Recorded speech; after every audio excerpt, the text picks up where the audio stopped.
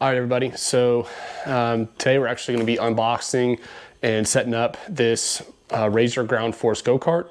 Honestly, I didn't know that Razor made anything other than scooters from like when we were kids. But if you go on their website, they actually have a really big variety of all kinds of ride-on toys, like different ages from smaller kids all the way up to like adult riders. So thought that was pretty sweet.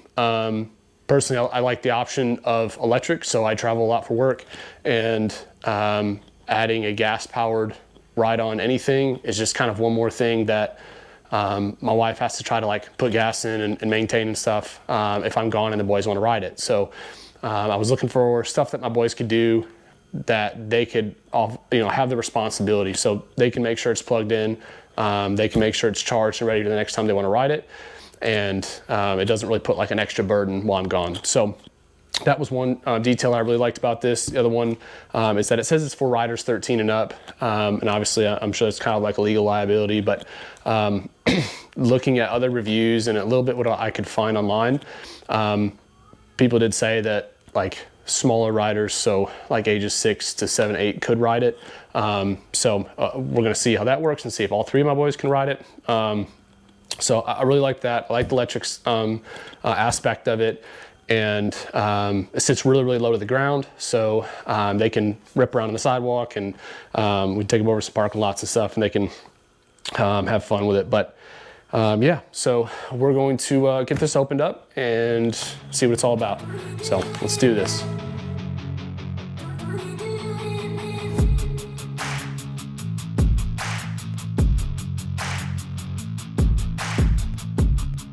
All right, guys, so this is everything out of the box. This is without assembling anything. All I did was pull out the details that are inside the plastic bag. So owner's manual, small hardware bag, and a few Allen heads, and then the charger itself. So I figured we would just kind of go through all these loose components, get it all put together, and then kind of go over the cart as a whole. So owner's manual, they do a really good job of providing a lot of information inside this. So troubleshooting, how to operate it, right down to like what size tools you need to actually be able to replace the wheels and tires, and adjust the brakes, and adjust the tension for the chain. So we'll kind of look at that in a minute, but I thought that was really, really cool. Here's a little hardware pouch with some Allen heads that they provide, which is also kind of a nice touch. This charger, which is a little unique. I don't think I've ever seen a charger quite like this. 3-prong, and then a two-prong for your 120. And then we got the flag that is really easy to install. It's just a plastic pole that will actually slide into a small opening that's on the other side of that. So I'll show you that in a minute. And then the steering wheel, it's actually really, really easy to install. So if you guys are looking at it from here, you can see that there is like a beveled edge of the keyway, and then the opposite side is round. So on this itself, it is also beveled, so you really can't get it wrong. It's only going to go in one way. And then with this, you can see that this has 2 beveled edges, and when you tighten down this Allen head here, it's going to draw that lower portion upwards, and it's only got one way to go. So it's going to start to draw it up, which is going to create it to get tighter and tighter and tighter. So really easy system to be able to adjust the steering wheel or pull it off if you needed to. You can do that fairly quickly. Warning tag here, so it tells you to charge the battery at least 12 hours before you ride it the first time.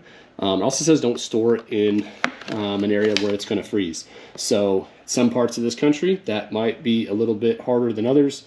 I'm in North Texas, so it usually does not get below 32 degrees here for a very long period of time. So I will figure out a solution there. But yeah, so let's get this thing fully put together and then kind of go over some of the cooler details, and then just things that I would kind of watch out for. Yeah, so I hope that helps you. Let's do this.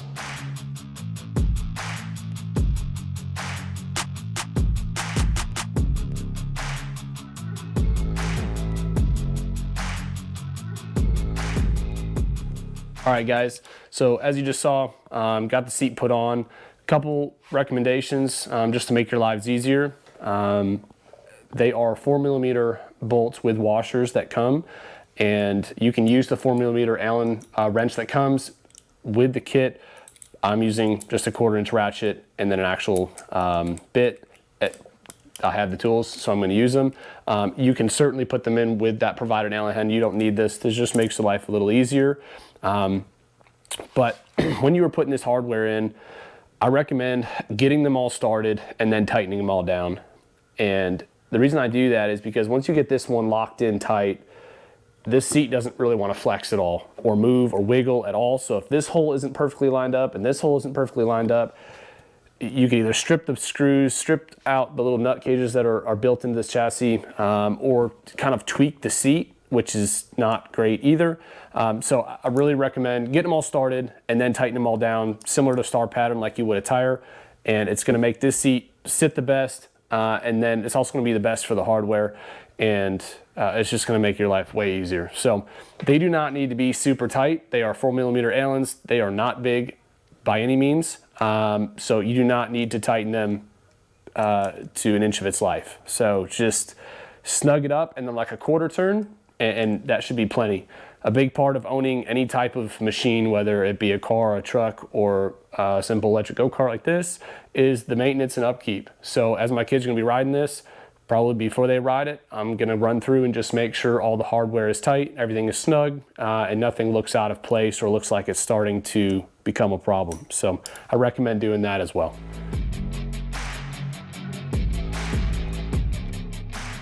All right, guys, so it is fully assembled, fully functioning. This thing is super cool. I cannot wait to see my boys' reaction when they get on this thing. So really, really easy. One cool detail that I guess, I don't know why I didn't realize this, but the steering wheel is also adjustable. So as you tighten this 6mm Allen, you can raise or lower this depending on the size of the rider and their comfort. So I thought that was really, really cool. One lighting here is awesome. One of the nice details, and I don't think the camera is really going to capture it, but when you guys see this thing, when you see this in person, if you guys get one, there are actually lines in the back of this seat from the structure supports on the back side. So putting these little stickers on are actually really easy. You can just line them up with those, and it really takes the guesswork out of it, makes it super simple. So that's kind of handy. I don't know if they did that on purpose, but it made it nice. A few product details. So your on-off switch is here, and then basically at that point, when this is on and off, your throttle pedal functions, and it is go time. So just keep that in mind. If you've got your kids sitting in there and they've got their foot mashed down the gas pedal, and then you power this on, yeah, it's going to do things. So just keep that in mind. It does have a forward and reverse switch here, which is a simple toggle. It is pretty cool though, if you have your foot on the throttle in forward and like switch it to reverse, it's just kind of like coast and neutral. At least that's what this one did. It's not going to like immediately slam it into reverse, which I think is probably better for all of the electrical components, and probably the safety of whoever's riding this thing. So thought that was cool. Another really cool aspect of this is your brake pedal. There is a full brake procedure to be able to tighten these or loosen them depending on how they come out of the box, but there's a procedure in the manual, which is neat. If you have your foot on the throttle and the brake at the same time, the brake has a pressure switch that's going to override your throttle. So you will not be able to like throttle through the brake and drive into something, which I think is pretty slick, especially for little kids. The underside of this guy, we will tip this up. Actually, we pop this flag off, maybe without breaking it. That wouldn't be good. Okay, so we will stand this guy up so you can see the bottom side. Here is your steering linkage. I have seen some reviews where some of this hardware has come loose and kind of given some people a scare. So, I mean, guys, it's like a four-wheeler, any other go-kart, really any device ever. You guys got to do preventative maintenance, okay? So before you guys get on these and ride, you want to make sure these jam nuts are tight. You want to make sure that this hardware is tight, okay? If not, you run the potential of having some of that stuff come loose, and it's not going to be a good day. So it's no different than your car or any other toy that you guys have. There's going to be some upkeep with it. Another thing I'd be careful of is bottoming this thing out. So the wiring for this runs down these channels, and there's not a whole lot protecting it. So obviously this is an on-road go-kart. It's not meant to like go take off in the trails, but you know, ripping it through the yard probably be okay. But if you guys high center this, we could have a problem. It could shave these wires down. It looks like there's some channels here for this wires to run in, which is good, but obviously you could probably get away with it a couple times. But if you were to hit this over and over and over again, where it kind of shaves this plastic flat, you really run the risk of cutting some of these wires, potentially damaging the motor and the motor controller. So just keep that in mind, guys. Like, I wouldn't try to take this off any curbs or at a skate park or anything like that. You guys, it could be a bad day. So let's see if I can stand this up on its end, or side, excuse me. So this has a little guard here for your sprocket, and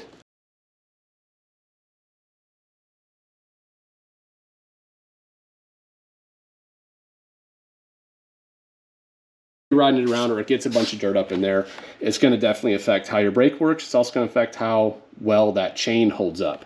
So I would definitely recommend pulling that guard off occasionally and cleaning it out.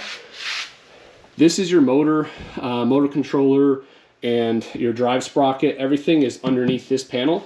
They're 4mm screws that you can take this thing off and adjust the tension of the brake. You can adjust the tension of the chain, which I think is really cool. They give you those procedures in the owner's manual that comes with it. And if you go on to Razor's website, they actually have a whole tab like dedicated to replacement parts.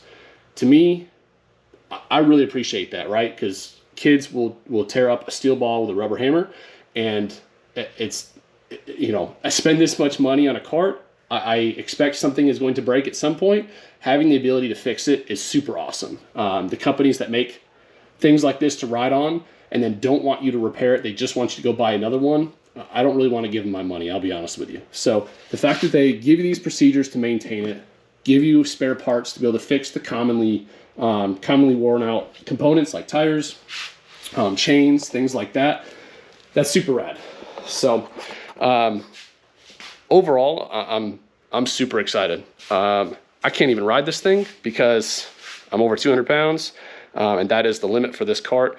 But I'm excited just to see my boys' face when they get on it, ride it, and see how much fun they have. So I hope this was helpful to you guys. If it was, you know, throw a comment down there. If you want to see like another product review, I'd love to hear what your thoughts are. Please, you know, subscribe, hit like, click that bell.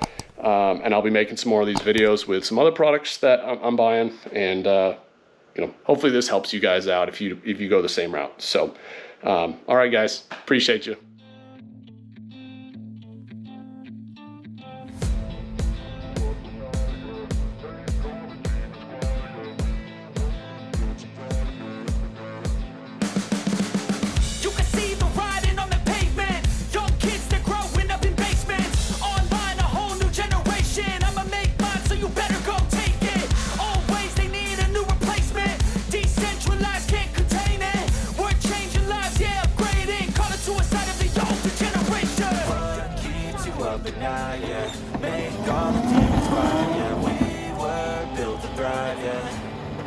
I think that we've all had enough. Keeps you up at night, yeah.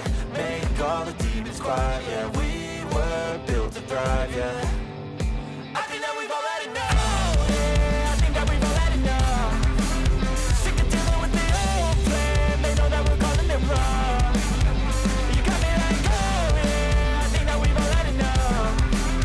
Sick of dealing with the old plan. They know that we're calling it wrong. Hey, it's too late to try to go contain it. A generation fueled by creation. We live lives on a small screen nation. We control the airwaves, no negotiation. I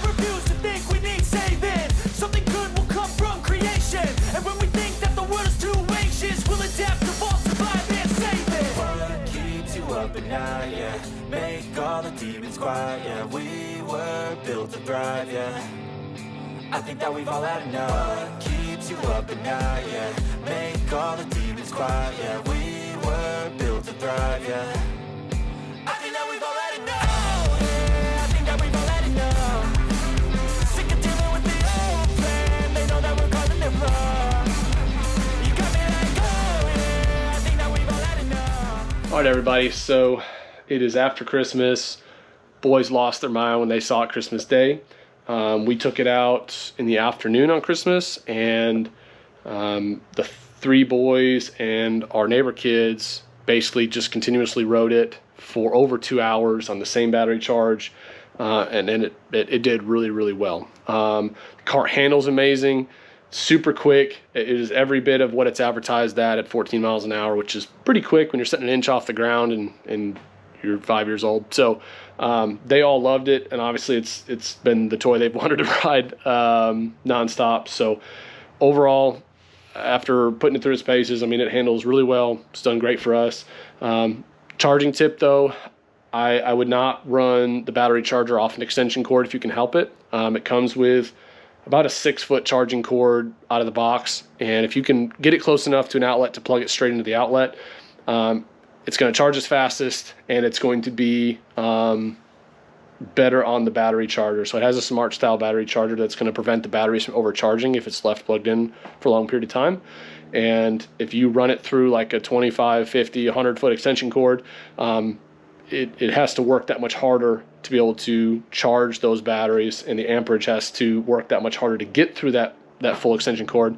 So it ends up putting a lot of unnecessary stress on the battery charger. So just for longevity, plugging it straight into the outlet is ideal, or the shortest possible extension cord that you can get. And then the larger style cable is best if you have to use one. So overall, guys, super happy with the product. Really appreciate you watching, and see you at the next video.